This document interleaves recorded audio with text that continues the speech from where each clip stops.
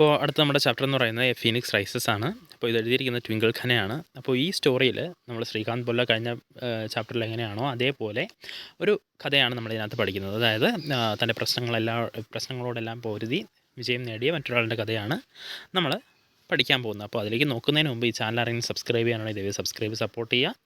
Video ഇഷ്ടപ്പെടുകയാണെങ്കിൽ like ചെയ്യുക, comment ചെയ്യുക. പിന്നെ നിങ്ങളുടെ ഫ്രണ്ട്സിന് ആർക്കെങ്കിലും യൂസ്ഫുൾ ആവുന്നുണ്ട് എന്നുണ്ടെങ്കിൽ എന്ത് ചെയ്യുക, ഷെയർ ചെയ്യുക. അപ്പോൾ നമുക്ക് നമ്മുടെ ചാപ്റ്ററിലേക്ക് നോക്കാം. Bablu Khewat had been an indifferent student at best. He still remembers his science teacher, Mrs. Sharma, and the egg incubator that he had made under her supervision. But when Bablu's father died, leaving his mother struggling to support her small family, he dropped out of school to get a job and help her out. അപ്പോൾ ബബ്ലു ഖെവാത്ത് എന്ന് പറയുന്നത് ഒരു വളരെ indifferent ആയ ഒരു student ആയിരുന്നു. ഒരു സാധാരണക്കാരനായ സ്റ്റുഡൻ്റ് ആണില്ല എന്ന് വേണമെങ്കിൽ പറയാം. അപ്പോൾ അദ്ദേഹം ഇപ്പോഴും ഓർമ്മിക്കുന്നുണ്ട് അദ്ദേഹത്തിൻ്റെ സയൻസ് ടീച്ചറായ മിസ്സസ് ശർമ്മയോടൊപ്പം നിർമ്മിച്ച ആ ഒരു എഗ് ഇൻക്യുബേറ്റർ. ആ ഒരു മിസ്സസ് ശർമ്മയുടെ സൂപ്പർവിഷനിൽ അദ്ദേഹം നിർമ്മിച്ച ആ ഒരു എഗ് ഇൻക്യുബേറ്റർ ഇപ്പോഴും അദ്ദേഹത്തിൻ്റെ ഓർമ്മയിലുണ്ട്. പക്ഷേ ബബ്ലുവിൻ്റെ ഫാദർ മരിച്ചതിന് ശേഷം അദ്ദേഹത്തിൻ്റെ അമ്മയ്ക്ക് ഈ ഒരു സ്മോൾ ഫാമിലി ആ ഒരു സപ്പോർട്ട് ചെയ്യാൻ പറ്റുന്ന ലെവലിലായിരുന്നില്ല. അതുകൊണ്ട് തന്നെ എന്ത് ചെയ്യേണ്ടി വന്നു, ബബ്ലുവിന് സ്കൂൾ വിട്ട് ഡ്രോപ്പ് ഔട്ട് ചെയ്ത് ജോലിക്ക് പോയി അമ്മയെ ഹെൽപ്പ് ചെയ്യേണ്ട അവസ്ഥ വന്നു. He joined a workshop as a busboy, getting tea for the owner. He slowly worked his way up to becoming a welder. Gradually, he took over the mortgage of the workshop. After that, he ran the business himself, growing it steadily. അപ്പോൾ ആദ്യം ബബ്ലു ഒരു വർക്ക്ഷോപ്പിലാണ് പോയി ജോലി നോക്കിയത്. ആദ്യം bus boy ആയിട്ട് ഈ ഓണറിന് ചായ മേടിച്ചു കൊടുക്കുക, അങ്ങനെയുള്ള ചെറിയ ചെറിയ ജോലികളുമായിട്ട് ഒരു ബസ് ബോയ് ആയിട്ടാണ് ജോലി നോക്കിയത്. പിന്നീട് അദ്ദേഹം വെൽഡിങ് പഠിച്ചു, അവിടെ ഒരു വെൽഡറായിട്ട് മാറി.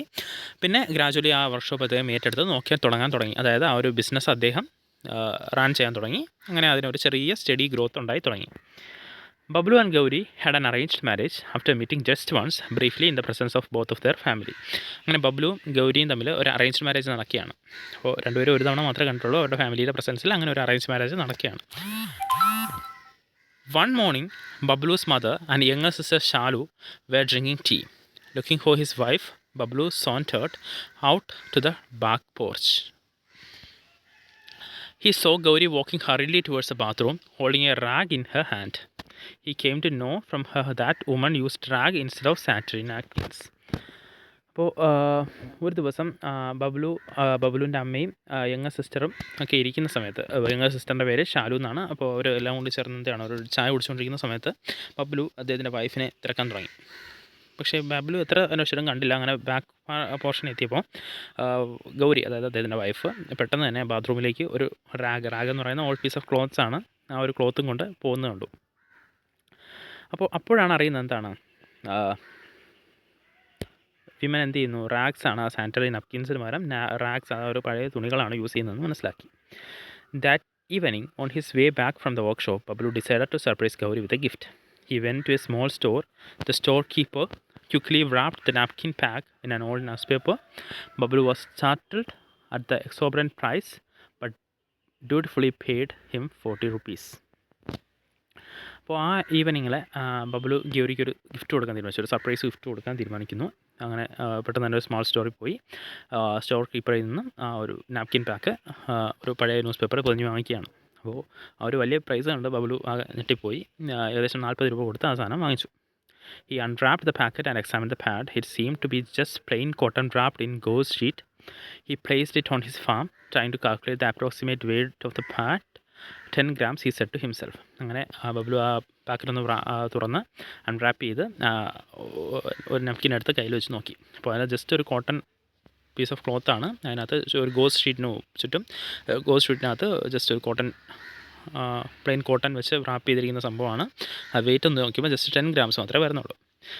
Having seen his father working with cotton yarn, he knew that 10 grams of cotton would barely cost 10 paise. But here he was paying 40 rupees for each of these pads. He put the pad back in the pocket. Back home, Bablu secretly handed over the pack to Gauri. അപ്പോൾ ഇത് കണ്ട് ബബ്ലുവിൻ്റെ ഫാദറിന് ഈ ഒരു ഈ കോട്ടൻ്റെ പരിപാടിയൊക്കെ ആയിരുന്നു. അപ്പോൾ ബബ്ലുവിന് അറിയാം ഏകദേശം ഒരു 10 gram കോട്ടൺ എന്ന് പറയുന്നത് ഏകദേശം 10 പൈസ മാത്രമേ ആവുന്നുള്ളൂ. പക്ഷേ ഇവിടെ 4 rupees ആണ് ഓരോ പാഡിനും വേണ്ടി ചിലവാക്കുന്നത്. അങ്ങനെ ടോട്ടലി ഒരു പാക്കറ്റിന് 40 rupees. അപ്പോൾ ബബ്ലു എന്ത് ചെയ്യുന്നു? ബബ്ലു ഇത് വേറെ വീട്ടിൽ കൊണ്ടുപോയി സീക്രട്ടായിട്ട് ഗൗരിക്ക് കൈമാറുകയാണ്. Gauri was not pleased. If Shalu and I start buying these packets every month then let alone curd and ghee, we will not even have enough money to buy milk. Bablu looked at her dejectedly, but he then determined to start a new project.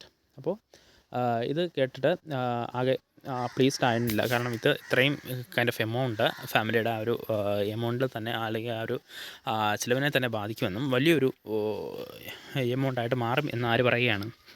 ആ ഗൗരി ബബ്ലുവിൻ്റെ അടുത്ത് പറയുകയാണ്. പക്ഷേ ഇത് കേട്ട ബബ്ലു ഒരു പുതിയ project start ചെയ്യാൻ, അതായത് ഇപ്പോൾ ഗൗരിക്കും അദ്ദേഹത്തിൻ്റെ യങ്ങർ സിസ്റ്ററായ ഷാലുവിനും വേണ്ടി ഇതൊക്കെ മന്ത്ലി വാങ്ങിക്കുകയാണെങ്കിൽ അതൊരു വലിയ മണിയാവുമെന്നും അത് വീണ്ടും പ്രശ്നങ്ങൾ ഉണ്ടാക്കുകയാണെന്നാണ് പറയുന്നത്. അപ്പോൾ ഇത് കേട്ട് ബബ്ലു എന്ത് ചെയ്യുകയാണ്? ഒരു പുതിയ പ്രോജക്റ്റ് സ്റ്റാർട്ട് ചെയ്യാൻ പ്ലാൻ ഇടുകയാണ്. He pulled out a pair of scissors, a needle and some thread, cotton and cloth from his bag. He began flattening the cotton between his hands as if he were spreading out dough to make chapati. Within 24 hours of first touching a sanitary napkin, Bablu had managed to make his own, but he was not able to make a useful one, as he would not make out of material used by brands. Months passed and Bablu procured different qualities of cotton and other materials to make pads. അപ്പോൾ ഈ idea വെച്ച് ബബ്ലു ചെയ്യുകയാണ്. പെട്ടെന്ന് തന്നെ ഒരു കത്രികയും നീഡിലും കുറച്ച് നൂലും കോട്ടനും ഒക്കെ എടുത്ത് ഈ ഒരു സംഭവം ഉണ്ടാക്കിയാണ്. ഏകദേശം 24 മണിക്കൂറിനുള്ളിൽ തന്നെ എന്നിട്ട് ആ കോട്ടനൊക്കെ ഇങ്ങനെ ചപ്പാത്തി വെക്കുന്ന കണക്ക് സ്പ്രെഡ് ചെയ്ത് അദ്ദേഹം ഉണ്ടാക്കിയാണ്. ഏകദേശം 24 മണിക്കൂറിനുള്ളിൽ തന്നെ ഫസ്റ്റ് സാനിറ്ററി നാപ്കിൻ ബബ്ലുവിന് ഉണ്ടാക്കാൻ പറ്റി. പക്ഷേ ആ ഒരു ബ്രാൻഡഡ് സാധനത്തിൻ്റെ അല്ലെങ്കിൽ ബ്രാൻഡഡ് കമ്പനീസ് നിർമ്മിക്കുന്ന അതിൻ്റെ ഒരു ക്വാളിറ്റിയിലേക്ക് ഇതെത്തിയില്ല. അതുകൊണ്ട് തന്നെ യൂസ്ഫുൾ ആണെന്ന് കംപ്ലീറ്റ്ലി യൂസ്ഫുൾ ആണെന്ന് നമുക്ക് പറയാൻ പറ്റില്ല. അങ്ങനെ മാസങ്ങൾ കഴിഞ്ഞ് പോയി ബബ്ലു എന്ത് ചെയ്യാൻ തുടങ്ങി? ഡിഫറെൻറ്റ് ക്വാളിറ്റീസുള്ള കോട്ടൺസ് മേടിക്കാനും മറ്റുള്ള പാഡ്സ് വയ്ക്കാനുള്ള മറ്റുള്ള മെറ്റീരിയൽസ് വാങ്ങിക്കാനും തുടങ്ങി. He continued his experiments, knowing that most women used unclean rags instead of sanitary napkins and they could not afford them. He also knew that this made them prone to disease. No one else appeared to be bothered by this. He looked at the little girls running around the neighborhood. They couldn't even buy good pairs of slippers. How could they ever afford to buy sanitary pads month after month? അപ്പോൾ ബബ്ലു ചിന്തിക്കാൻ തുടങ്ങി. കാരണം ഇതേ മനസ്സിലാക്കിയെടുത്തു മിക്ക വിമനും ഈ ഒരു unclean റാക്സ് ആണ്. റാക്സ് എന്ന് വെച്ചാൽ പഴയ തുണികളാണ് യൂസ് ചെയ്തുകൊണ്ടിരുന്നത് സാനിറ്ററി നാപ്കിന് പകരം. അപ്പോൾ ഇതവർക്ക് അഫോർഡ് ചെയ്യാൻ പറ്റുന്നില്ല. ഇത് ഡിസീസ് കോസ് ചെയ്യാനൊക്കെ സാധ്യതയുണ്ട് എന്ന് ബബ്ലു മനസ്സിലാക്കിയെടുത്തു. അപ്പോൾ ബബ്ലു ചുറ്റിലും നോക്കിയപ്പോൾ ചുറ്റിലുമുള്ള നെയ്ബർഹുഡിലുള്ള ഗേൾസ് എല്ലാം ഒരു സ്ലിപ്പർ മേടിക്കാൻ പോലും ഗുഡ് പെയർ ഓഫ് സ്ലിപ്പർ മേടിക്കാൻ പോലും പറ്റുന്നില്ല. അപ്പോൾ എങ്ങനെയാണ് ഇതൊക്കെ മന്ത്ലി അഫോർഡ് ചെയ്യുന്നതെന്ന് ബബ്ലു ചിന്തിക്കാൻ തുടങ്ങി. അപ്പോൾ അതൊക്കെ ഒരു സൊസൈറ്റിക്ക് മോശമായിട്ട് വരും എന്ന് Bablu മനസ്സിലാക്കിയെടുത്തു. However, his experiments and his obsession caused some unrest even in the family. His mother begged him to stop the experiments, saying that the whole family would be disgraced by his sordid interest in women's menstrual cycles. The news was gradually spreading in the village, and the villagers entangled the whole family in mesh of coarse whispers and rude glances.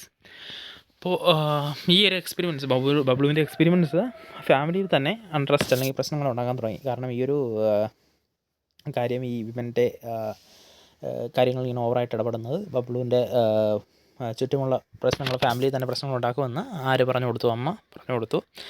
ഈ news Bablu ഇങ്ങനെയുള്ള experience ചെയ്യുന്ന news gradually വില്ലേജേഴ്സും മൊത്തം അറിഞ്ഞു. ഇപ്പോൾ ഈ whole ഫാമിലിയെ ഇപ്പോൾ ഒരു റൂട്ട് ക്ലാസസ് അല്ലെങ്കിൽ ദേഷ്യത്തോടു കൂടിയും അടക്കി പറച്ചിലൊക്കെയാണ് നോക്കുന്നത്. Bablu was gloomy for a while at the thought of stopping his experiments, but he devised an idea to conduct experiments on himself rather than others. With the help of a friend, he collected some blood. Using a rubber tube, he experimented with the napkins himself. One day, Lada, his neighbor, Parul's daughter, happened to see this. അപ്പോൾ ബബ്ലു ആദ്യമേ എക്സ്പെരിമെൻ്റൊക്കെ stop ചെയ്യാൻ വേണ്ടി ചിന്തിച്ചതാണ്. പക്ഷേ പിന്നെ ഇദ്ദേഹത്തിൻ്റെ വഴി തന്നെ experiment ചെയ്യാൻ തുടങ്ങി. കുറേ ഒരു ഫ്രണ്ടിൻ്റെ സഹായത്തോടു കൂടി കുറേ ബ്ലഡ് കളക്ട് ചെയ്യുന്നു. അത് വെച്ച് റബ്ബർ ട്യൂബൊക്കെ വെച്ച് ഈ ഒരു എക്സ്പെരിമെൻറ്റ്സ് ട്രൈ ചെയ്ത് നോക്കി. അപ്പോൾ ഒരു ദിവസം ലത, ഹിസ് നെയ്ബർ, പാരുൾസ് പാരുളിൻ്റെ ഡോട്ടറായ ലത ഒരു ദിവസം ഇദ്ദേഹത്തിൻ്റെ നെയ്ബറായ ലത ഒരു ദിവസം ഇത് തിരിച്ചറിയുകയാണ്. The next day, all kinds of rumors spread over the small town. Unable to bear the humiliation, Bablu's wife left him. She said she would only return when he gave up his madness. His mother not to follow suit. He had lost his wife, his family, his friends and money that he could not afford to waste, all in pursuit of sanitary pad project. അപ്പോൾ ഒരു ദിവസം ഈ വാർത്ത ഇത് കണ്ടത് വഴി ഈ വാർത്തയെല്ലാം നാട്ടിൽ അറിയുകയും അദ്ദേഹത്തിന് വലിയ രീതിയിലുള്ള നാണക്കേടുണ്ടാകുകയും ചെയ്തു. അപ്പോൾ ഇത് കണ്ട് ബബ്ലുവിൻ്റെ വൈഫ് എന്ത് ചെയ്യുകയാണ്, അവരുടെ ഒരു ബബ്ലുവിൻ്റെ ഫാമിലിയെ വിടുകയാണ്. എന്നിട്ട് പറയുകയാണ്, തിരിച്ചു വരണം, എന്ത് ചെയ്യണം, ബബ്ലു ഈ തരത്തിലുള്ള മാഡ്നസ് അല്ലെങ്കിൽ ഭ്രാന്ത് നടത്തണം, ഈ ഒരു പ്രോജക്റ്റുമായിട്ട് ബന്ധപ്പെട്ട കാര്യങ്ങളെല്ലാം നടത്തണം.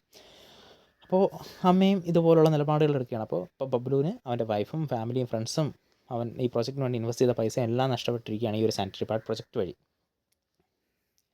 Bablu was A simple welder whose life had been ripped apart, and all because he wanted to give Gauri a gift for all poor women in the village and outside it.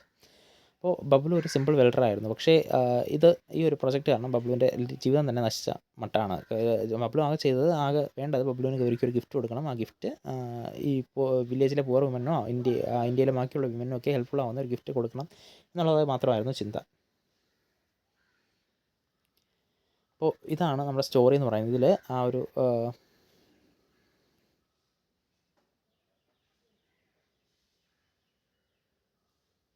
ഇതിൽ യഥാർത്ഥ ഒരു മനുഷ്യൻ അരുണാചലം മുരുകനാഥനുമായിട്ടുള്ള ഇൻ്റർവ്യൂ ഇവിടെ കൊടുത്തിട്ടുണ്ട്. പാറ്റ്മാൻ of India എന്നറിയപ്പെടുന്ന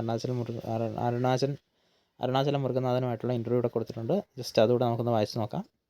അപ്പോൾ first question: good morning Mr Murukanathan, it's very kind of you to meet and talk to us. We know that you have been working on the manufacture and distribution of inexpensive sanitary napkins for a quarter of a century. Now we would like to learn about your early days. Did anyone inspire you to work for the good of the community?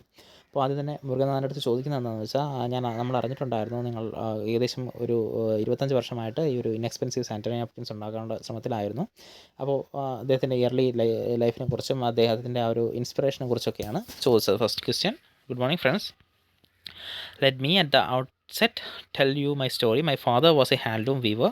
I dropped out of school at 14 when he passed away quite unexpectedly. My mother worked on a farm and she found it very difficult to make ends meet. She had to take care of 2 daughters and a son, She had hoped I become an engineer. However, she couldn't afford to send me to college, and I had to take up a job in a welding workshop even as a young boy. At 21, I married. It was then I discovered that my wife, Shanti, had to use old rags instead of clean napkins during her menstrual cycle. This made me think about the general state of women's health and hygiene. The knowledge triggered my research into the manufacture of affordable napkins. അപ്പോൾ പറയുകയാണ് എന്താണ്. Good morning friends. ഞാൻ എൻ്റെ story പറയാം. ഏകദേശം 14 വയസ്സുള്ളപ്പോൾ ഞാൻ സ്കൂളിൽ പഠിച്ചുകൊണ്ടിരുന്നപ്പോൾ എൻ്റെ അച്ഛൻ മരിച്ചു. അദ്ദേഹം ഒരു ഹാൻഡ്ലൂം വീവറായിരുന്നു, ഒരു തുണി നെയ്ത്തുകാരനൊക്കെ ആയിരുന്നു. അതുകൊണ്ട് തന്നെ അമ്മയ്ക്ക് ഫാമിൽ വർക്ക് ചെയ്യാൻ പോകേണ്ടി വന്നു. അപ്പോൾ ഈ ഒരു ചെറിയ വരുമാനം വെച്ച് ഫാമിലിയുടെ നീഡ്സൊക്കെ മീറ്റ് ചെയ്യാൻ പറ്റാതെയായി. 2 ഡോട്ടേഴ്സും ഒരു സണ്ണും ആയിരുന്നു അവർക്കുണ്ടായിരുന്നു. അപ്പോൾ അതൊക്കെ മീറ്റ് ചെയ്യാൻ പറ്റാതെയായി. അമ്മയ്ക്ക് ആഗ്രഹം എന്തായിരുന്നു, എന്നെ ഒരു എഞ്ചിനീയർ ആക്കണമെന്നായിരുന്നു. പക്ഷേ കോളേജിൽ വിടാനൊന്നും എന്നെ അഫോർഡ് ചെയ്യാനൊന്നും അവർക്ക് പറ്റിയില്ല. അങ്ങനെ ഞാനൊരു വെൽഡിംഗ് വർക്ക്ഷോപ്പിൽ വളരെ ചെറിയ പ്രായത്തിൽ തന്നെ ജോലിക്ക് പോയി. 21ാമത്തെ വയസ്സ് ഞാൻ കല്യാണം കഴിച്ചു. അപ്പോഴാണ് എൻ്റെ വൈഫായ ശാന്തിയൊക്കെ ഈ ഓൾഡ് റാഗ്സ് ആണ്, അത് പഴയ ക്ലോത്ത്സൊക്കെയാണ് നാപ്കിൻസ് യൂസ് ചെയ്യുന്നതൊക്കെ ഞാൻ അറിഞ്ഞത്. അപ്പോൾ വിമൻ്റെ ഹെൽത്തിനും ഹൈജീനിനൊക്കെ വേണ്ടിയിട്ട് ഉള്ള റിസർച്ചാണ്, ഒരു അഫോർഡബിൾ നാപ്കിൻസിന് വേണ്ടിയുള്ള റിസർച്ചാണ് ഞാൻ നടത്തിയിരുന്നത്. അപ്പോൾ അടുത്ത ചോദ്യം: we understand that it took you years to find the right materials for your napkins. Could you tell us more about the phase of your research? അപ്പോൾ അടുത്ത് അദ്ദേഹം ഏകദേശം വർഷങ്ങളോളം ഈ ഒരു അദ്ദേഹത്തിൻ്റെ യഥാർത്ഥ മെറ്റീരിയൽസ്, കറക്റ്റ് മെറ്റീരിയൽസ് കണ്ടെത്താനും യൂസ് ചെയ്യാൻ വേണ്ടി ഉള്ള റിസർച്ച് നടത്തിയിരുന്നു. അപ്പോൾ അതിൻ്റെ ഭാഗമായിട്ടുള്ള കാര്യങ്ങളൊക്കെയാണ് ചോദിക്കുന്നത്. As I mentioned earlier, my father was a weaver. Therefore, I was somewhat familiar with cotton and made use of many varieties of cotton. All my initial experiments failed miserably. Moreover, the topic was taboo in our village at the time, and my interest in the subject led to the isolation with the community and even my family, but I didn't give up. പറയുകയാണ് എന്താണ്, എൻ്റെ father ഒരു വീവറായിരുന്നു. അതുകൊണ്ട് തന്നെ എനിക്ക് കോട്ടനെ പറ്റിയൊക്കെ നല്ല അറിവുണ്ടായിരുന്നു, എൻ്റെ വെറൈറ്റീസിനെ പറ്റിയൊക്കെ അറിവുണ്ടായിരുന്നു. അപ്പോൾ എൻ്റെ ഇനിഷ്യൽ എക്സ്പെരിമെൻറ്റ്സ് ഒക്കെ നല്ല രീതിയിൽ തന്നെ ഫെയിലായി. ഇത് എൻ്റെ ഈ ഒരു ടോപ്പിക്, ആ ഒരു റിസർച്ചൊക്കെ ആയിട്ട് ബന്ധപ്പെട്ട കാര്യങ്ങളൊക്കെ വില്ലേജിൽ ഭയങ്കര പ്രശ്നങ്ങളുണ്ടാക്കി. എൻ്റെ ഫാമിലിയും കമ്മ്യൂണിറ്റിയും എല്ലാം എന്നെ ഒറ്റപ്പെടുത്തി. പക്ഷേ ഞാൻ എന്ത് ചെയ്തില്ല, ഗീവ് അപ്പ് ചെയ്തില്ല. I try to find out what type of cotton the popular brands were using for their napkins. It took me 2 years of trial and error to figure out. It was pinewood pulp and not cotton. The suppliers sent me some samples. I spent several days wondering how to make cellulose from it. One day, my pet dog accidentally scratched a sample card. I could see the soft cottony material. This gave me the idea of defibration. അപ്പോൾ അദ്ദേഹം പറയുകയാണ് എന്താണ് പിന്നെ ഏകദേശം 2 വർഷം എടുത്തു എനിക്ക് മനസ്സിലാക്കിയെടുക്കാൻ. അതായത് ഇവർ കോട്ടൺ അല്ല യൂസ് ചെയ്യുന്നത്, പൈൻവുഡ് പൾപ്പാണ് മേജർ കമ്പനീസൊക്കെ യൂസ് ചെയ്യുന്നത്, ബ്രാൻഡ്സൊക്കെ യൂസ് ചെയ്യുന്നതെന്ന് എനിക്ക് മനസ്സിലാക്കിയെടുക്കാൻ. അപ്പോൾ സപ്ലയേഴ്സിൽ നിന്ന് ഞാൻ കുറച്ച് സാമ്പിൾസ് വാങ്ങി. പക്ഷേ ഞാൻ ദിവസങ്ങൾ പരിശ്രമിച്ചിട്ടും അതെങ്ങനെയാണ് സെല്ലേഴ്സ് ഉണ്ടാക്കുന്നതെന്ന് എനിക്കറിയാൻ പറ്റിയില്ല. പക്ഷേ ഒരു ദിവസം എൻ്റെ പെറ്റ് ഡോഗ് ആക്സിഡൻ്റ് അതിലൊന്ന് സ്ക്രാച്ച് ചെയ്തപ്പോൾ അതിനകത്ത് എന്തായി ഒരു സോഫ്റ്റി കോട്ടൺലി മെറ്റീരിയൽ കാണാൻ പറ്റി. അങ്ങനെയാണ് ഞാൻ ഡീഫൈബ്രേഷൻ എന്ന പ്രോസസ്സ് വഴി ഇതിങ്ങനെ നിർമ്മിച്ചെടുക്കാൻ പറ്റുമെന്ന് ഞാൻ മനസ്സിലാക്കിയെടുത്തത്. Later, Mr. Muruganathan, you discovered that the real need was for more efficient machinery. How did you understand this? അപ്പോൾ അടുത്ത ചോദ്യം അദ്ദേഹം യൂസ് ചെയ്ത മെഷീനറിയെ കുറിച്ചായിരുന്നു. കാരണം കുറച്ച് കഴിഞ്ഞപ്പോഴാണ് അദ്ദേഹത്തിന് മനസ്സിലായത് കുറച്ചുകൂടെ വലിയ നീഡെന്ന് പറയുന്നത് വളരെ എഫക്റ്റീവായ ഒരു മെഷീനറിയാണ്. അപ്പോൾ അതിനെപ്പറ്റിയാണ് ചോദിക്കുന്നത്. The machine that produced sanitary napkins cost crores at the time. I realized that women could get affordable napkins only if the machinery become less expensive. I then began to focus on designing affordable machine. Again, by trial and error, I succeed in designing the building relatively inexpensive machines. These could be operated by people without much training. I designed 3 separate machines for defibration, compression, and sterilization of material. This too is the result of trial and error. The only method I have recommended for genuine innovation. അപ്പോൾ പറയുകയാണ് എന്താണ് അപ്പോൾ അന്ന് sanitary നാപ്കിൻസിൻ്റെയൊക്കെ production വേണ്ടിയിട്ടുള്ള മെഷീൻസൊക്കെ വളരെ വലിയ പൈസയാകുമായിരുന്നു. പക്ഷേ ഇതൊക്കെ വെച്ച് നിർമ്മിക്കുമ്പോൾ വിമൻസിന് അത് അഫോർഡ് ചെയ്യാൻ പറ്റില്ല. അതുകൊണ്ട് തന്നെ ഞാൻ എന്ത് ചെയ്തു, വളരെ കാലത്തെ പരിശ്രമത്തിനും പരീക്ഷണത്തിനൊക്കെ ശേഷം ഞാൻ 3 തരത്തിലുള്ള മെഷീൻസ് ഡിസൈൻ ചെയ്തെടുക്കുകയായിരുന്നു. ഡീഫൈബ്രേഷനും കംപ്രഷനും സ്റ്റെറിലൈസേഷനും വേണ്ടിയിട്ടായിരുന്നു ഞാൻ ഇത് ഡിസൈൻ ചെയ്തെടുത്തത്. അങ്ങനെയാണ് ഞാനത് മേക്ക് ചെയ്തത് എന്നാണ് പറയുന്നത്. അടുത്ത ചോദ്യം, sir, of course many MNCs would have made you handsome offers for your machines.